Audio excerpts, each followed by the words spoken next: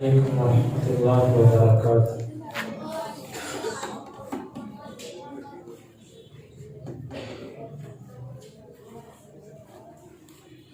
سورۃ النحل آیت نمبر 115۔ اعوذ باللہ السمیع العلیم من الشیطان الرجیم من ہمزہ ونفخہ ونفثہ۔ انما یقیناً حرم اس نے حرام کر دیا علیکم تم پر المیتۃ مردار والدم اور خون واللحم اور گوشت الخنزیر خنزیر کا وما اور ہر وہ چیز اہل آواز بلند کر دی جائے لغیری علاوہ کے لیے اللہ کے بھی اس چیز پر۔ فمن پس جو کوئی اضطر مجبور کیا گیا غیر باغ بغاوت کرنے والا نہ ہو ولا عاد اور نہ وہ لوٹنے والا ہو عادی ہو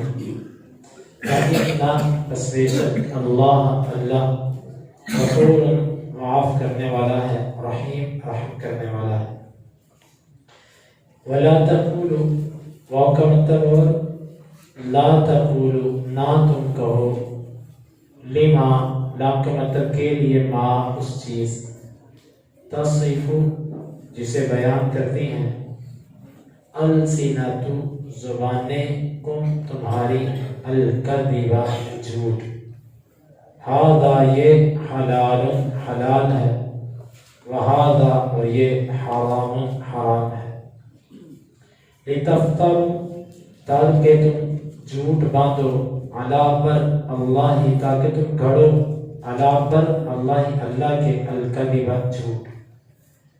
ان بے شک الذین وہ لوگ یفترون جو گھڑتے ہیں علی پر اللہ الکذب جھوٹ لا یفلحون وہ فلاح نہیں پائیں گے۔ متاع فائدہ ہے قلیل تھوڑا ولہم اور ان کے لیے عذاب ہے علیم دردناک۔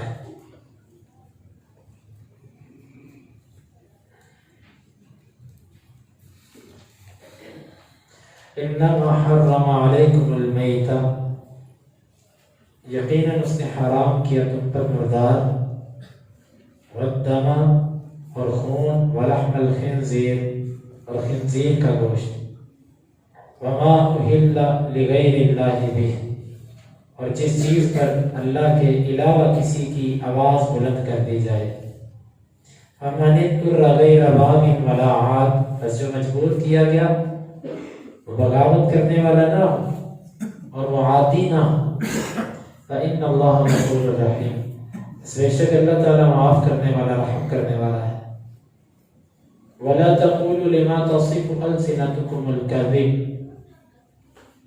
اور نہ تم کہو اس چیز کو جسے بیان کرتی ہیں تمہاری زبانیں جھوٹ ھذا حلال وھذا حرام کہ یہ حلال اور یہ حرام ہے لتفتروا علی اللہ الکذب تاکہ تم اللہ پر جھوٹ باندھو ان الذین یفترون علی اللہ الکذب لا یفلحون بے شک جو اللہ پر بہتان باندھتے ہیں جھوٹ باندھتے ہیں وہ فلاح نہیں پائیں گے۔ متاع قلیل ولہم عذاب علیم تھوڑا سا فائدہ ہے اور ان کے لیے دردناک عذاب ہے۔ اللہ تعالیٰ نے پچھلی آیت میں فرمایا تھا کہ تم حلال اور طیب کھاؤ۔ اس آیت مبارکہ میں اللہ تعالیٰ نے فرمایا کہ یہ چیزیں حرام ہیں تم نے اسے نہیں کھانا۔ وہ کون سی چیزیں ہیں؟ نمبر 1 مردار۔ مردار کسے کہتے ہیں؟ ہر وہ جانور جو اپنی طبی موت مر جائے اس کو ذبح نہ کیا جائے اس کو مردار کہتے ہیں۔ یا ذبح تو کیا جائے لیکن شرعی طریقے سے نہ کیا جائے.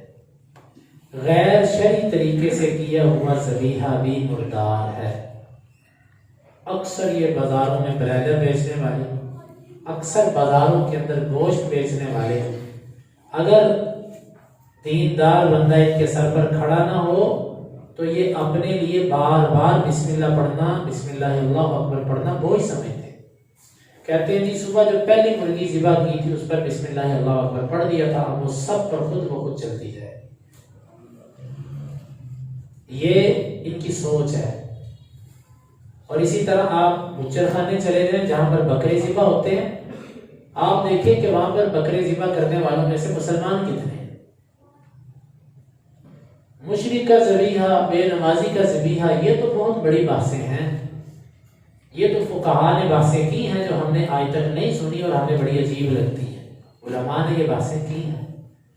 لیکن یہاں پر تو مسئلہ ہے کہ بسم اللہ اللہ اکبر بھی نہیں پڑھتا، اور ہماری قوم ہے کہ اس چیز کی طرف ہمارا خیال نہیں ہے. جس بندے کے اندر جتنا ایمان زیادہ آتا ہے اس کی احتیاط اتنی بڑھتی جاتی ہے. جس طرح جس بندے کے پاس دولت آتی جاتی ہے وہ اپنی سیکیورٹی محفوظ زیادہ کرتا ہے نا، اپنی حفاظت اور اہتمام زیادہ کرتا ہے. جب اس کے پاس کچھ نہیں تھا، درویش اور ملنگ تھا، جیسے جیسے اس کے پاس پیسہ آتا جاتا ہے وہ اپنے آپ کو محفوظ کرنے کی کوشش کرتا ہے. جیسے جیسے کسی کے پاس ایمان کی دولت آتی ہے وہ محتاط ہوتا جاتا ہے، وہ قدم قدم پھونک پھونک کے رکھتا ہے.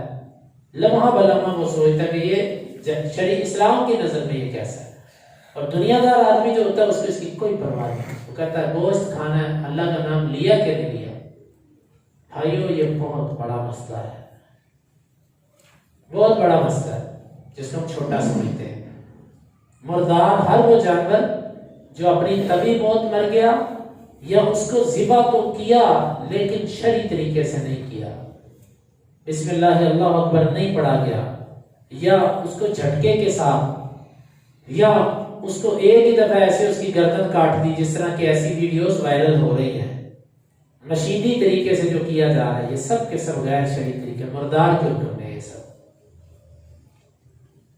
اب آپ خود سوچ رہے ہوٹلوں پر جو ہم یہ چکن لے کر کھاتے ہیں، خاص طور پر بیکریز پر جو چیز آئی ہوتی ہے اور اس میں جو چیزیں استعمال ہوتی ہیں، آپ کو کیا پتا. چلو ذبیحے کا مسئلہ بھی دور کرا، وہاں پر کئی قسم کے احتمالات ہیں. پتہ نہیں وہ مردہ تھی، مری ہوئی تھی، جس کا گوشت اس میں ڈالا جا رہا کہ زندہ تھی، کو پتا ہے. ٹھنڈی مرغی کی اصطلاح تو آپ نے سنی ہوگی، یہ ان لوگوں کے ہاں اکثر چلتا ہے. برگر، شوارما، یہ ان لوگوں کے پاس. یہ چند دن پہلے آپ نے یہاں پر ایک نوجوان کا جنازہ پڑھا تھا، وہ ہمارے عزیز ہی تھے. ان کا اصل واقعہ کیا ہے کہ بھوک لگی تو گھر پہ 3 شوارمے لینے کے لیے وہ گئے، تو شوارما کھایا، بس شوارما کھایا، اور اس کے فوراً بعد پیٹ خراب ہوا، ہیضے کی کیفیت بنی، ہاسپٹل لے کے گئے تو فوت. اور یہ نہیں کہ اس کے ساتھ اسی دکان پر 2 بندے اور اسی جگہ کے شوارمے سے فوت ہو گئے. لیکن ہمارے بچے اور یہ سب فاسٹ فوڈ. اللہ کے بندو دیکھ کر لو کہ یہ چیز آئی کہاں سے ہے. اپنے گھر پہ بنا لو، خود اپنے سامنے ذبح کرواؤ، اس سے کہو بسم اللہ اللہ اکبر پڑھو، اور سب سے بہتر صورت چھری پکڑو، اس سے کہو لاؤ مجھے دو، بسم اللہ اللہ اکبر اب تم کرو. خود اپنے ہاتھ سے تکبیر پھیرو. آپ نمازی ہو، آپ کا عقیدے میں شرک نہیں ہے، آپ دیندار لوگ ہو.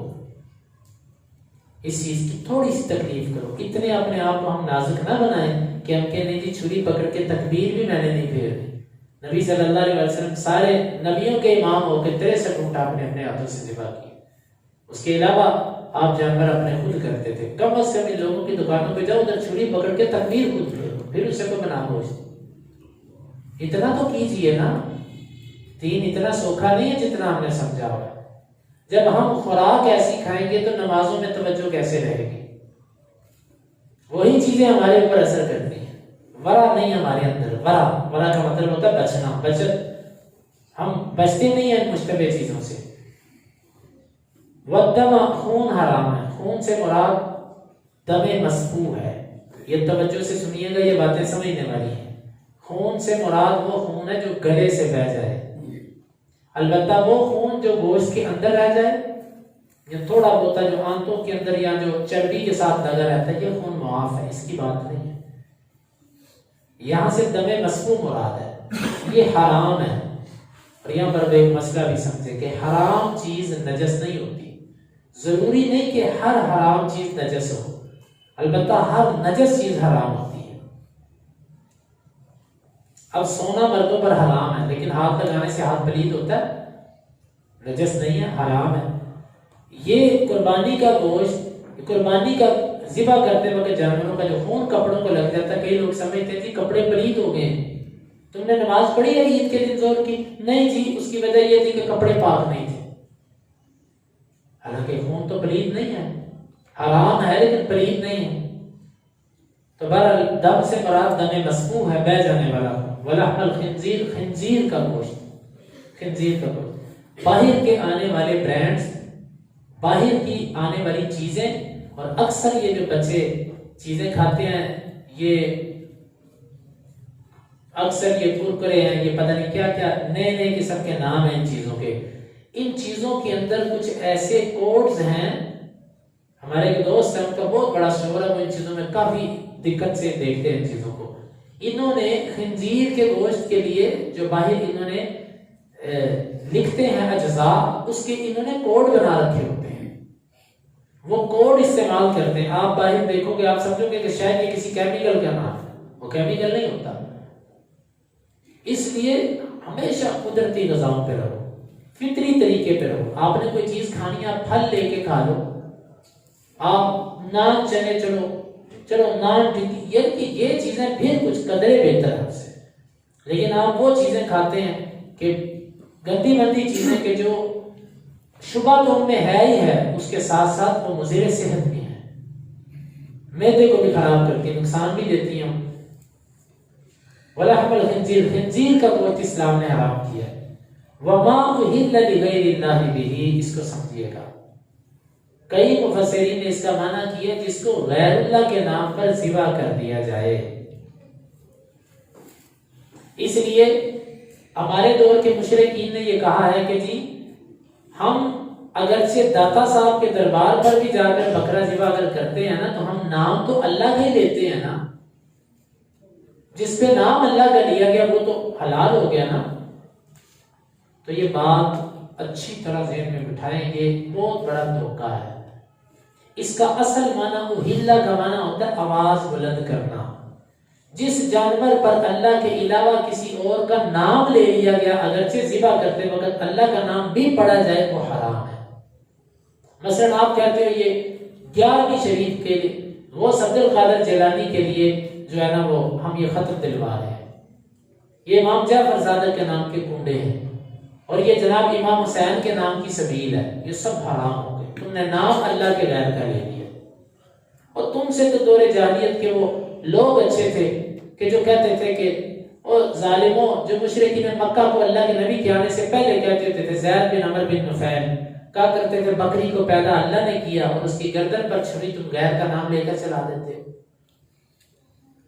اللہ نے بکری پیدا کی اور اس بکری کو تم غیر کے نام پہ ذبح کر دیتے ہو۔ اگر غیر کے نام پہ ذبح کرنا ہی ہے تو اس چیز کو کرو جو غیر نے بنائی ہے، اللہ کی بنائی ہوئی چیز غیر کے نام پہ ذبح کرتے ہو۔ ہم بھی یہی کہتے ہیں کہ تم نے اگر وہ عبد القادر جیلانی کے نام پہ 11ویں کا ختم دلوانا ہے تو ان چیزوں پہ دلواؤ جو وہ عبد القادر نے بنائی، جو جعفر صادق نے جو چیزیں بنائی ہیں، امام حسین نے جو چیزیں بنائی ہیں، تم ان کے نام پر کرو نا۔ رب کی بنائی ہوئی چیزوں پر تم غیر کا نام لیتے ہو۔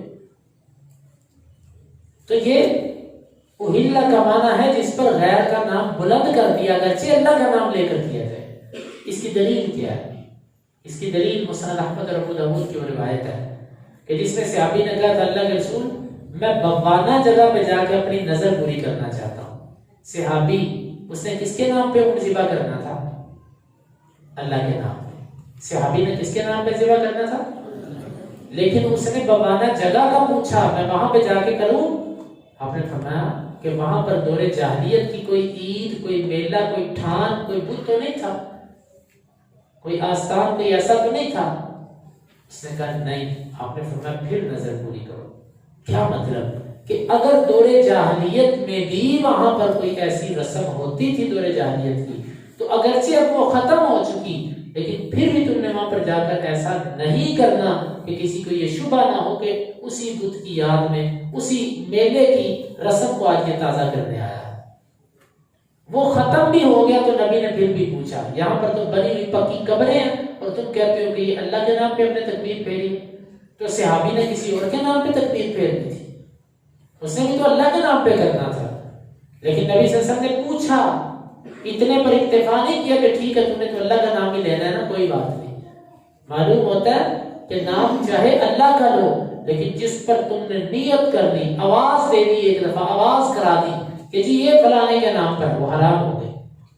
خالی بکرا ہی نہیں، کوئی چیز بانٹے، کوئی کپڑا بانٹے، کوئی پیسے بانٹے، کوئی دنیا کی چیز بانٹے، جس پر اللہ کے غیر کا نام لے لیا گیا وہ کیا، بس وہ نہیں بچتا، مسلمان کے لیے حلال نہیں رہا. وما اہل لغیر اللہ بہ فمن اضطر غیر باغ ولا عاد. پھر فرمایا کہ جس کو مجبور کر دیا گیا. مجبور کیے جانے کی کیا صورت ہے؟ ایک صورت یہ ہے کہ آپ کو زبردستی گن پوائنٹ پر کوئی کہتا ہے کھا گیا عربی شریف کا، ختم نہیں تو گولی مار دوں گا. آپ جان بچانے کے لیے اگر کھا لیتے ہیں تو کوئی بات نہیں.